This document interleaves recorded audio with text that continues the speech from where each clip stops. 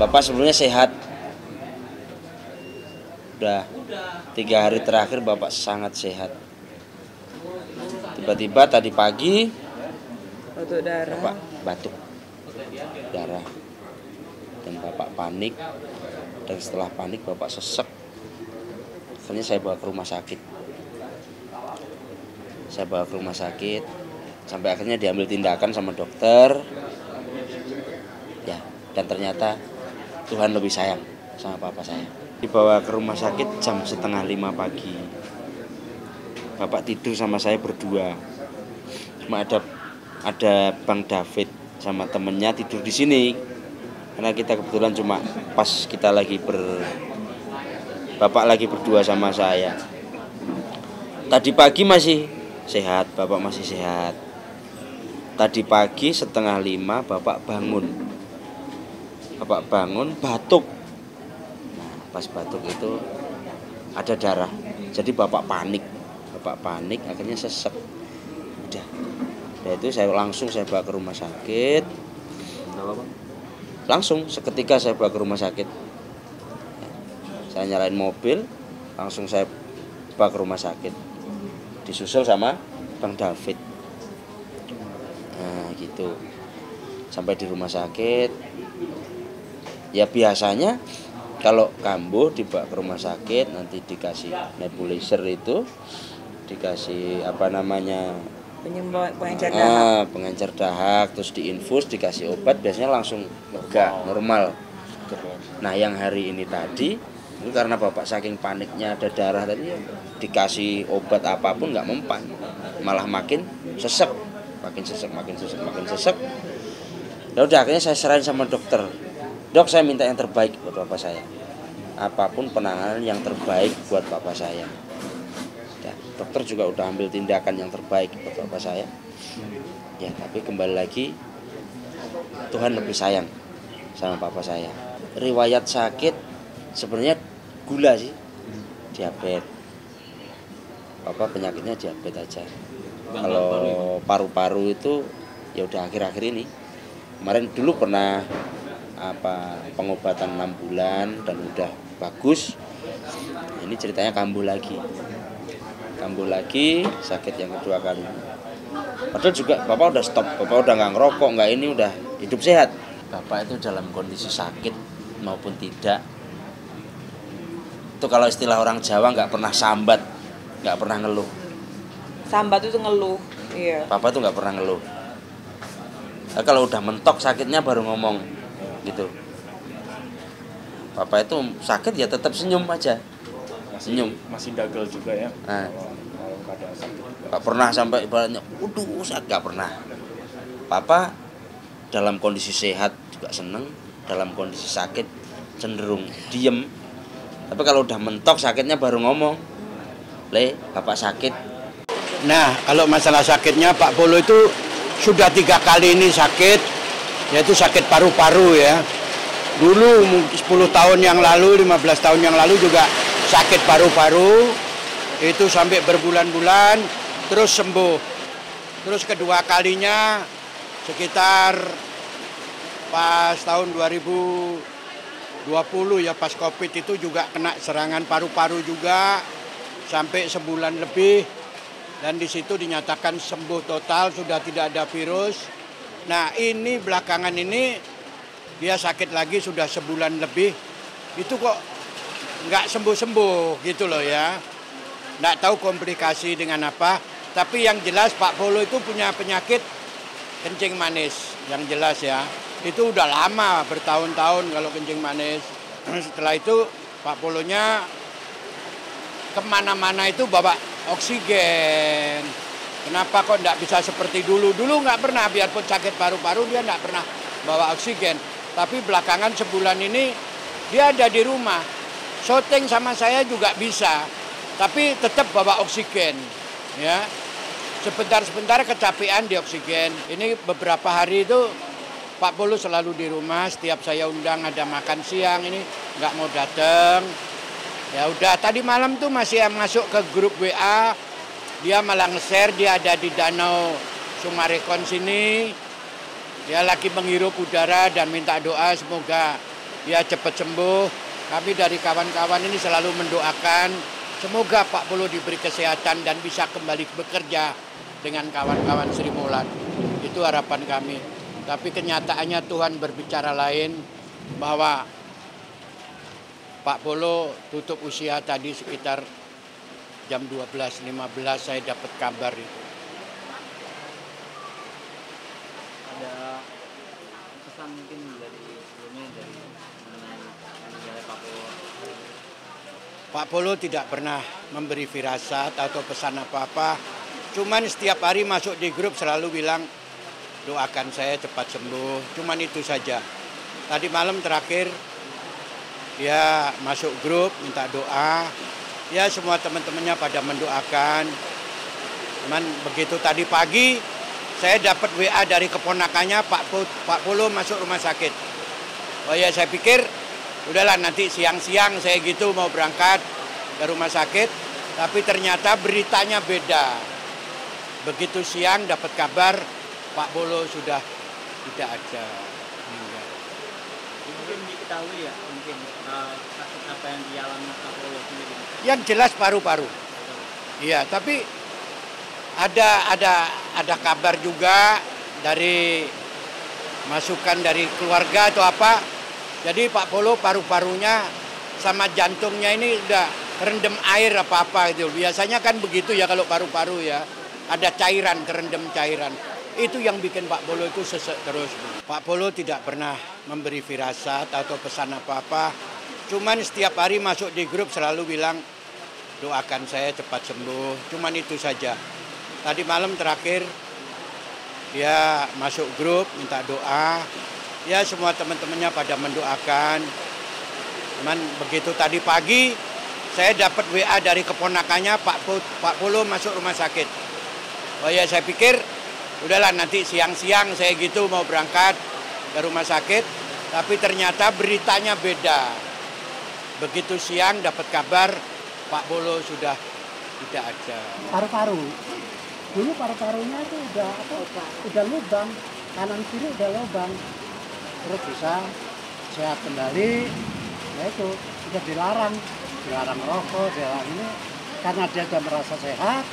Dia balik lagi merokok. Permintaan terakhirnya sama saya pengen ke Madiun, ya kangen, pengen nyekar sama bapaknya. Iya, karena sama bulan puasa ya. Iya, bapak pengen pulang ke Madiun. Karena kan kita memang keluarga semuanya di Madiun, Bang. Itu kan pernyataan sepihak dia. Ya kita kan nggak urusan itu yang kita ajukan, bukan itu. Ya itu kan apa paham nggak PH-nya Iris itu bahwa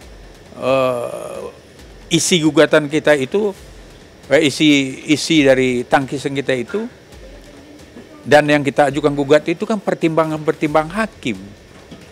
Wah, jadi PH-nya ngawur menurut saya. Kok mengaitkan dengan nafkah? Padahal kan banding kita itu kan dia udah terima. Yang dibanding itu adalah ya tentang dalil-dalil gugatan Iris yang dikabulkan oleh hakim, majelis hakim. Kemudian pertimbangan hakim itu yang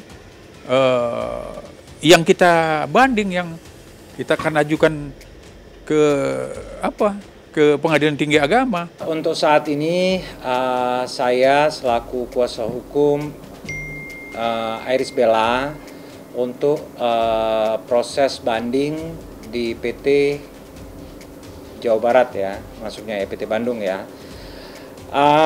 Kami mendapatkan surat relas dari Pengadilan Agama Depok mengenai memori banding dari kuasa hukum Amar Zoni. Dan kita juga telah menjawab memori tersebut. Kita sudah melakukan injage, kita juga sudah menjawab, kita sudah kirimkan kontra memori banding ke PT Jawa Barat melalui Pengadilan Agama Kota Depok. Kalau memang pada intinya banding ini memang dirasa amar keberatan dengan putusan PA Kota Depok yang menyatakan bahwasanya Amar harus memberikan nafkah 10 juta plus biaya sekolah anak. Apabila Amar keberatan, Ibel juga memaklumi karena memang sekarang posisinya sama seperti keberatan dia di waktu di gugatan awal. Sekarang dia ditahan lagi. Dan pastinya saya akan melakukan apapun untuk anak-anak tuh mendapatkan yang terbaik. Dan saya juga bekerja keras pastinya untuk masa depan mereka. Jadi Ibel memberikan kelonggaran lah. Pengertian Amar bisa kalau memang dia keberatan untuk bayar 10 juta, bolehlah kalau misal dia cuma mau bayar 500.000 pun diterima. Itu di jawaban kontra memori kita sebutkan seperti itu. Karena memang itu disebutkan di gugatan, di jawaban gugatan pada waktu gugatan pertama kemarin. Jadi PH-nya ngawur menurut saya. Kok mengaitkan dengan nafkah? Padahal udah berkali-kali saya luruskan, ini bukan ada masalah nafkah. Nafkah itu ya kewajiban dari seorang bapaknya ke anaknya. Itu nggak bisa diganggu gugat itu. Jadi kita minta lah PH jangan lagi berargumen PH-nya Iris ini selalu mengaitkan dengan nafkah. Dan saya dan keluarga mengalami momen yang tidak mudah belakangan ini ya. Tapi dalam semua hal ini tetap prioritas utama hidup saya adalah memberikan perhatian penuh kepada anak-anak saya, merawat anak-anak saya, dan juga mencintai mereka. Saya juga nggak tahu ya rumor itu dari mana gitu loh. Rumor dari mana Bang Amar nggak mau bayar 10 juta itu dari mana gitu loh. Yang saya tahu adalah Bang Amar kasih perintah ke saya itu dia menyanggupi untuk 10 juta ya. Nah, bahkan kalau misalkan memang Bang Amar nggak bisa menyanggupi 10 juta kan ada adeknya. Adeknya pastilah bertanggung jawab gitu loh. Tenang aja, pasti kalau cuma 10 juta mah insya Allah lah. Kalau dalam Islam itu memang kalau misalkan abang kita lagi berhalangan, terus abang kita lagi di kondisi yang dimana dia tidak bisa bergerak, ya kan? Nah, adiknya wajib untuk tanggung jawab. Karena gimana pun juga itu abang kita. Bukan hal yang aneh sebetulnya, karena memang kan saling membantu. Kalaupun saya seperti itu, insya Allah kan Panji juga akan ngelakuin hal yang sama kayak saya yang lakuin ke Bang Amar gitu loh. Jadi nggak masalah. Dan ini kan ini cuman penawaran aja dari saya. In case Bang Amar nggak bisa untuk 10 juta ini, tapi insya Allah lah dia selalu bertanggung jawab, dia selalu berusaha gimana caranya dapetin uang 10 juta itu. Ada lihat sedikit sih DM-nya, nggak baca secara full ya, karena istri saya juga nggak kasih handphonenya ke saya juga. Saya nggak mau menanggapin itu karena saya trauma untuk tabayun. Terakhir kali tabayun kan dia bawa pengacara, terakhir kali tabayun saya dikasih somasi dan dilaporkan. Jadi saya juga takut sih sebenarnya kalau beliau merasa bersalah dalam segala kerendahan hati beliau, silakan minta maaf di tempat saja sih. Saya pikir beliau lebih mengerti agama daripada saya. Saya aja yang belajar dengan ustadz-ustadz di sini, saya tahu yang penting itu dalam tulusan hati kita minta maaf dengan setulus hati. Masalah orang itu mau memaafkan atau tidak, yaitu urusan kedua. Saya nggak merasa ribut dengan siapapun loh, Mbak. Saya tidak pernah berkomentar apapun lagi tentang beliau ya. Justru beliau yang selalu mengusik dan mengganggu kehidupan saya. Lalu beliau bilang, iya kasus saya itu sudah diberhentikan. Sejauh ini saya sudah melaporkan kok Hakim Tamtama atas putusannya. Sebenarnya kalau mau saya jalani lagi masalah itu masih bisa terus berlanjut kok. Tapi saya memilih untuk tidak. Bukan berarti masalahnya sudah selesai, belum loh. Masih bisa itu diaktifkan lagi kalau saya membuat laporan lagi. Jadi saya merasa saya nggak pernah mau cari ribut gitu loh ya, nyolek saya terus kan sebelah sana. Iya ya Pak. Silakan. Tapi saya yakinkan Dr. Richard Lee yang dulu itu sudah tidak ada lagi. Dr. Richard Lee yang sekarang itu berbeda dengan Dr. Richard Lee yang dulu. Loh kan tadi kita udah ada etikat baik ya. Tapi kalau seandainya orang juga kita mencoba itikat baik tapi dijadiin konten terus-terusan, rasanya kita juga harus bertindak. Saya juga harus menjaga harkat martabat suami saya juga harus menjaga kehormatan keluarga saya, suami saya juga punya keluarga, maka itu yang harus saya tegakin. Silakan aja, kalau dia mau, ya saya juga punya opsi itu kok, tenang aja. Mbaknya juga jangan khawatir, saya lebih kuat opsi itu. Boleh silakan berdiskusi dengan pengacaranya juga. Tapi saya dalam segala kerendahan hati saya tidak mau melakukan itu. Tapi kalau mbaknya memaksa seperti itu, saya juga punya opsi itu kok. Saya nggak pernah ganggu kehidupan pribadi dia, saya nggak pernah mengikut campurin dia lagi viral, dia lagi berantem sama siapa, saya nggak pernah mengganggu, saya nggak pernah komentar, atau saya menunggangi, atau bahkan saya mengambil kesempatan dalam kesempitan, saya nggak pernah.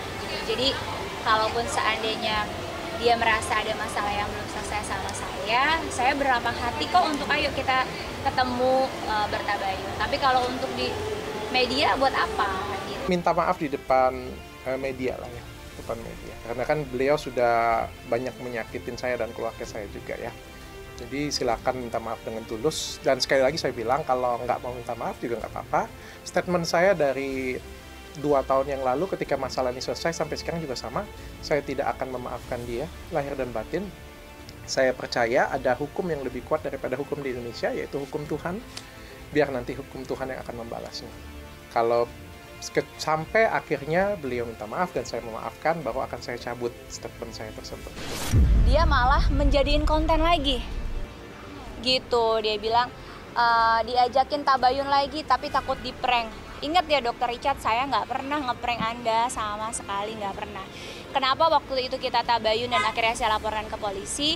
Karena dokter tidak berhenti memfitnah saya, menggiring opini negatif, dan dokter juga tidak meminta maaf gitu. Gitu aja sih yang aku sayangin gitu. Jadi hari ini yang paling penting aku sudah mencoba itikat baik untuk bersilaturahmi, tapi kalau dianggap sama dia konten terus, cukup aku menilai juga, oh berarti memang dia tidak ada itikat baik.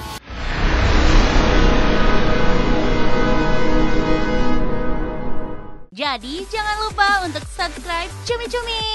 Ditekan ya tombol lonceng merahnya.